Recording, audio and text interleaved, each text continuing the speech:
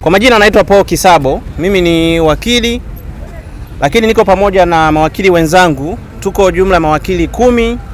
Tulikuwa tunawatetea wateja wetu kwenye shauri namba 26394 lenye jumla ya watuhumiwa 34 kwa mujibu wa hati ya mashtaka ambayo iliwasilishwa mahakamani tarehe 7 Novemba 2025.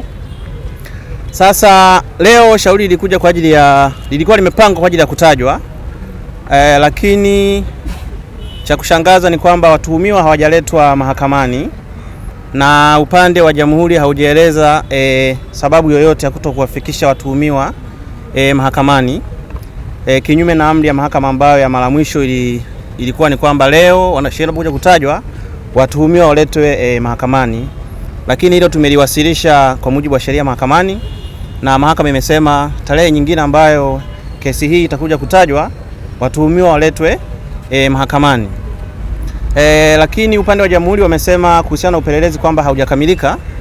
Hilo nalo tumepinga kwa sababu wao ndio wamewashtaki hawa watuhumiwa, wao ndio wamepeleleza, wao ndio wana mamlaka ya kufungua kesi, na kanuni za kawaida tu za mwenendo wa mashauri ya jinai ni kwamba upelelezi unapaswa kwanza huo umekamilika kabla ya kukamata watuhumiwa. Lakini sasa wao leo wanasema kwamba upelelezi bado haujakamilika na hawajaeleza kwamba upo katika hatua zipi. Lakini cha kushangaza ni kwamba mshtakiwa namba 17 anaitwa Moses Lemweta Mgao.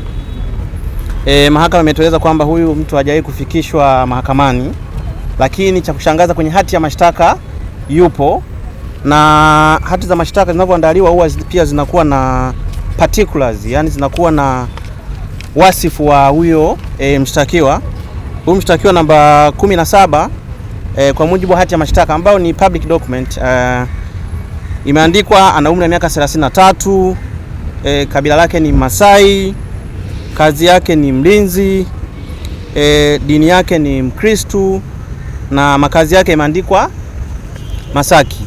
Sasa kwa sababu tumeambiwa kwamba huyu mtu hajawahi kufikishwa mahakamani, na kwa hiyo nitoe wito sasa kwa ndugu zake au ambaye anamfahamu waweze pengine kutupatia taarifa za wapi alipo, kwa sababu jina lipo kwenye hati ya mashtaka, lakini huyu mtu hajafikishwa mahakamani.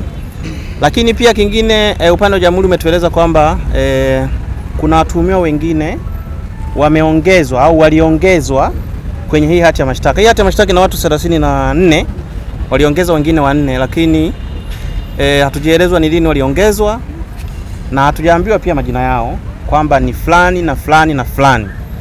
Kwa hiyo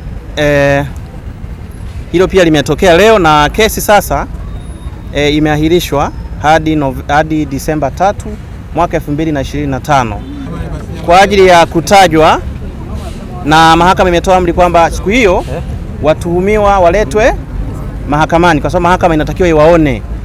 Na kama unakumbuka tarehe iliyopita baadhi ya watuhumiwa walikuwa wana majeraha, tuliomba kwamba wapelekwe hospitali wakatibiwe na ripoti iwasilishwe mahakamani.